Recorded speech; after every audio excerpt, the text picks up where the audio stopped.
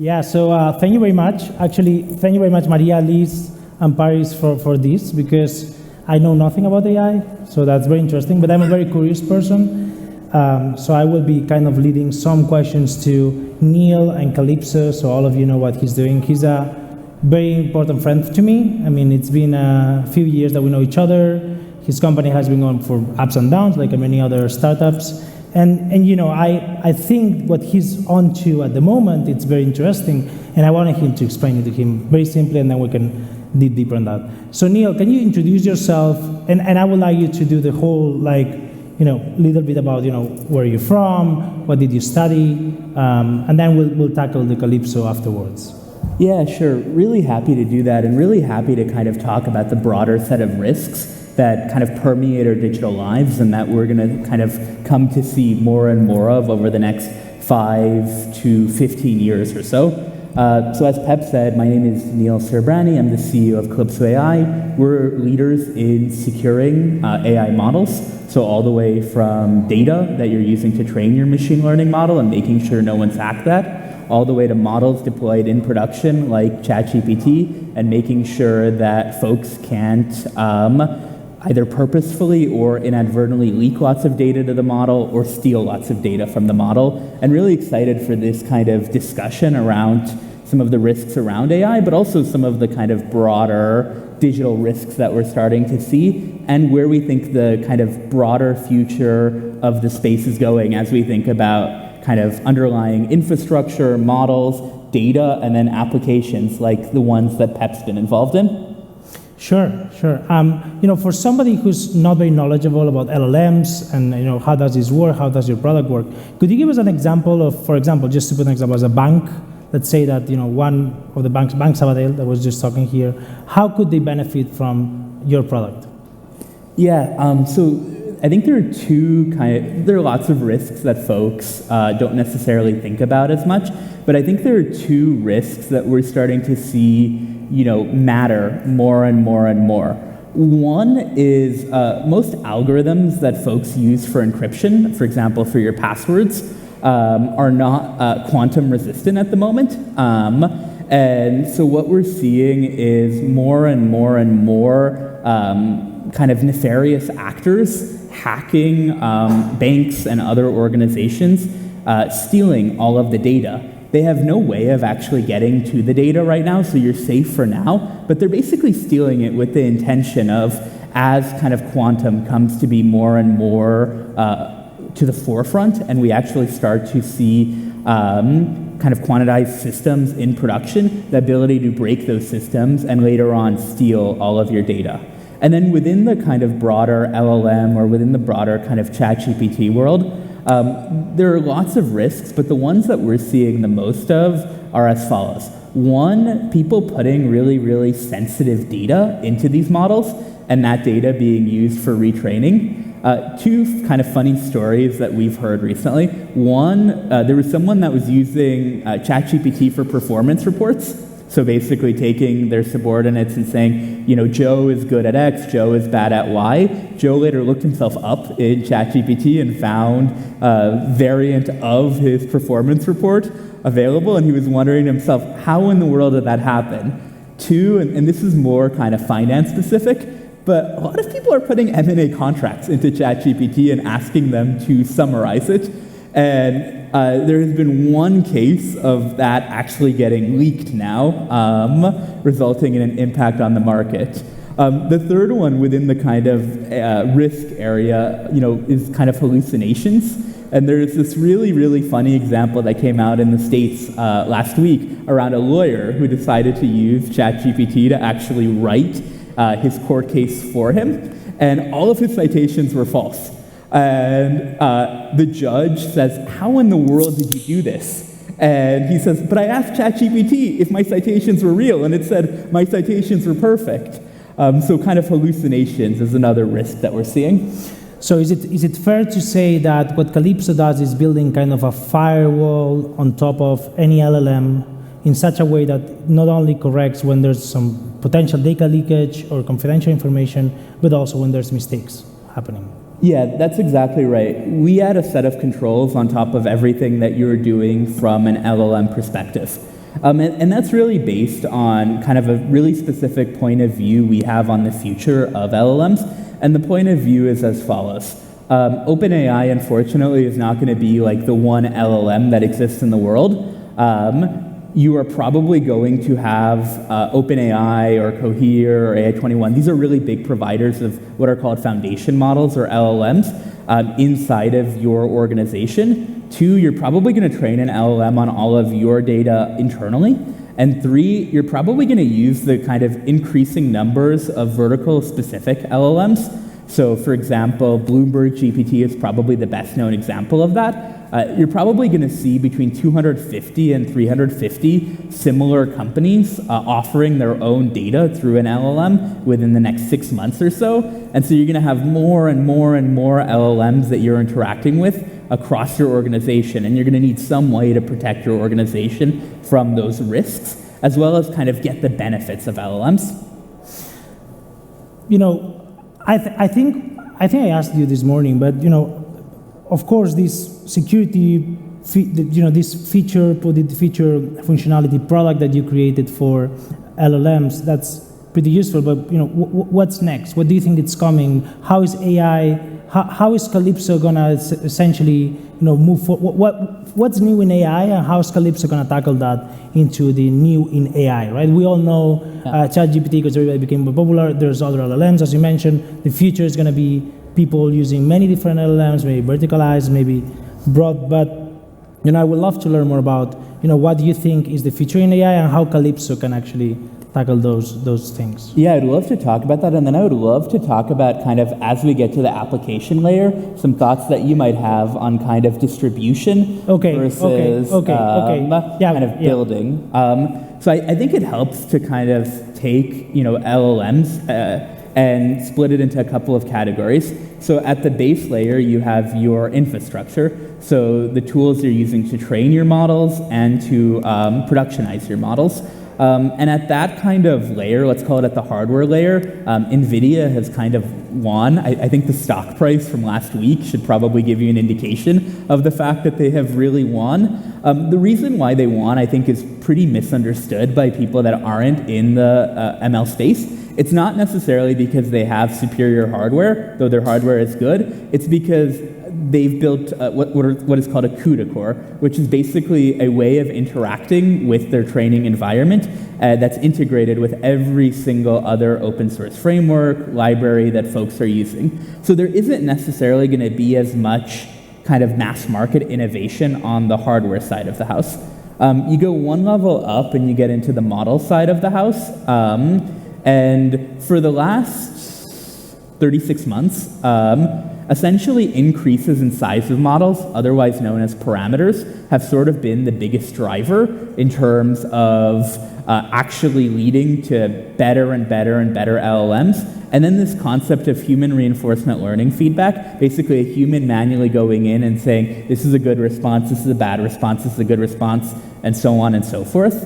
And what we're seeing right now is the benefits of increasing model size are really going away. So we seem to have gotten to kind of about 7 trillion parameters in some of our largest models, and we don't seem to see any kind of sustained increase after that point. So you're probably not going to have as much innovation on the model side of the house, except more models and more models trained on proprietary data being offered to you. And then you get to the application side of the house, and that's really, really interesting. And this is something Pep can talk about quite a bit. But when the iPhone came out, it suddenly became really, really easy to build an app, but it became really, really hard to have a moat for your app and to build a sustainable business, based on the Apple ecosystem, even though it was really, really easy to kind of get initial traction. And so I think we're seeing more and more companies being built on top of all of these LLMs and all of the work that's been done at the foundation level, that's been done at the infrastructure level, but a much, much harder time with distribution. Mm-hmm. I think it's an interesting topic, the distribution part, because when we were talking this morning preparing, we were talking about essentially how many companies are going to rise from nothing, and then there's going to be many different ways to train a new LLM. and how the challenge is going to be distribution in your view, right? And how you think that. So I think that's a good topic. I wanted to take a step back because we don't have a lot of minutes, and I want to talk a little bit about your story. I think people here are really impressed with you. He's just 24 years old, so I would like to, please, I know you but please talk a little bit about yourself. Talk about your story, why cybersecurity, how did you become interested in cybersecurity, and so on. Yeah, so we're 5 years old now as a company, and we originally started because I was working for the Department of Defense in the US, and one of the benefits of being able to do that is you get a really good viewpoint on the future of cyber risk and the future of what your next kind of attack surface is going to be. Now, 5 years ago, the idea of large language models was understood to some degree because the underlying research paper from Google on transformers had just come out, but it wasn't necessarily as popularly understood as it is today. But I thought that it would be kind of obvious as new technologies come to pass, they have increased amounts of risk. And that's been true for every new technology, even going back to the loom, if we want to kind of go all manual. And that was only going to increase exponentially as kind of the convergence of cyber and AI came to pass. Good. Well, I want to ask you a little bit about the current environment. Many people are talking about, there's down rounds, there's a down market, but it doesn't seem to happen with you, and it doesn't seem to happen with some other companies and some specific locations. So, you're based in DC, but you and I, we shared some investors from Silicon Valley, and I remember you have 8BC, Lightspeed, like many good tier one investors behind your company. And I would like you to give us a little bit of many people from here are mostly or majority of people here are in Spain or Spain based, and hearing from you how you see the environment right now would be very insightful.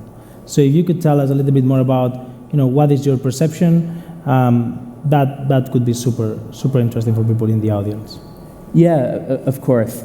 So I think you have a short term and a long term. So your kind of longer term is obviously based on LPs and LPs' appetite to actually fund venture funds. And you're seeing two things happen there. So one, most LPs follow a strategy invented by a guy called David Sweeney at Yale around essentially investing into alternative assets, and venture is an alternative asset.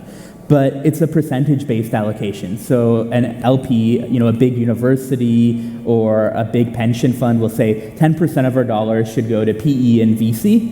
And what you're seeing right now is as the public markets have sort of tumbled, they're back up now over the last, let's call it 18 months or so. The percentage of money that they have invested into VC and PE has gone above their threshold.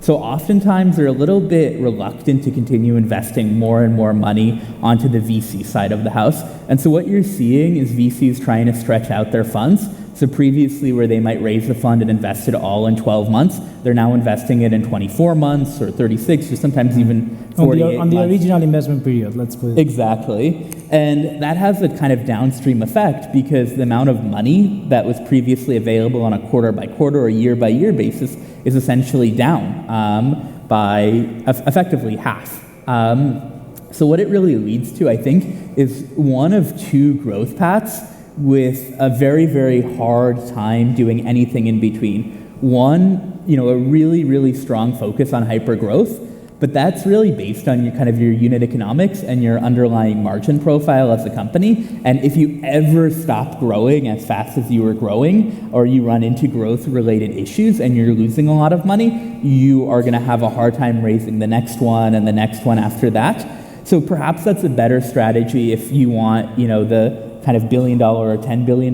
company, and probably if you're doing software, not if you're doing hardware or something that just doesn't have those margin profiles. And then two is almost what I would call more sustainable growth. So perhaps, slightly less artificial growth, but more sustainable growth, where you're not necessarily raising as much money and you're going longer and longer periods of time in between each of your fundraising rounds. I think that's more common and probably more sustainable within the context of the venture ecosystem. So net, it's harder to raise if you don't fit the perfect profile today, but if your growth rates are really good, if your margins are really good, and you have a sustainable path to being a market leader, I think that you can raise no matter the time. It became tougher, but then if your company is good, you will raise no matter what. And what you're saying is essentially funds have the money available, it's just that now become more serious about how to invest. Yeah. A couple of questions before we finish. One of them is related. You and I had a conversation with Sam Altman co-founders from WorldCoin a few weeks ago, and we were discussing about potential solutions to job elimination and people who's going to lose their job and UBI. And I remember all of that conversation with you. And I would like you to talk 1 minute about what some ideas of what may happen when people, how long is it going to take for people to lose their jobs? What kind of jobs are there going to be? And then what are we going to do with that people, right? As a society, right? Yeah, so I should start with the position that I think AI is a great net benefit to the world. It'll make us more productive, and ultimately human productivity is what drives living standards up, if you look back from the Malthusian era kind of onwards. But there will be job loss. I think two anecdotes that are kind of pretty indicative of where we are. So one, if you look at the New York Times, a headline from 1911, you'll see a bunch of headlines and a bunch of advertisements that say, guaranteed to be machine made. And the reason why they said that was because machine made was an indicator of quality. And today we pay for handmade things, or the experience economy. And two, the word Luddite obviously comes from a set of weavers that were trying to prevent the automated weave from coming into fruition and from massive job losses. So you're going to have job losses associated with large language models. I think we've already seen a number of companies, and I've heard about a number of companies as well, that are planning on increasingly large layoffs based on LLMs. Now, a subset of those people will become retrained. They will probably get into the experience economy, or they will be able to find jobs that can't necessarily be, LLM automated. And I think from a longer term perspective, we're going to invent lots of new categories of jobs, probably in the experience economy, that don't exist today. And UBI, as we were talking about earlier, is potentially a great bridging solution between the kind of impacts of LLMs today and the really positive ramifications on a 50-year time horizon for society as a whole. My nephew, she wants to start studying. She's actually applying to IE next year. And she was asking me, what should I study? What is the profession of the future? What do you think? If you were 17 years old, you had a nephew, you wanted to know what she should study. What do you think she should study? And don't tell me, please, only computer science, but just give me some other options, please, if possible, because she's definitely not into computer science. But, I understand that, but, I would love to learn more about your thoughts on that. Different professions. What kind of professions do you think? And I'd love to get your thoughts here as well. Architects, I'm thinking about that, but I want to know. Yeah, I guess for me it would be one of two things. So one, it would be physics, or as hard of a kind of science or math as she could possibly be interested. As a base for everything. Yeah, exactly right. Or two, it was something that would be based on bringing together lots of different information, so something like continental philosophy, or the philosophy of math, and something that really allows her to kind of think. Process large amount of data and exactly, understand and synthesize it. In a different way than the LLMs wouldn't do it. Exactly. That's interesting, because you think LLMs are potentially more perfect than better than. What's your thought, Pep? Well, I think LLMs are potentially better than humans. So even if you process and you ask somebody to understand a philosophical problem and then essentially find some potential outcome out of that, I think that it's going to be difficult to compete with the machine. Thank you very much, Neil, because I know we don't have more time. I don't know if we have time for questions, maybe not, but if not, I will leave it here. And thank you very much, everybody, for attending. Thank you so much, Pep, for joining me. Thanks, Oliver. Thanks. Thanks.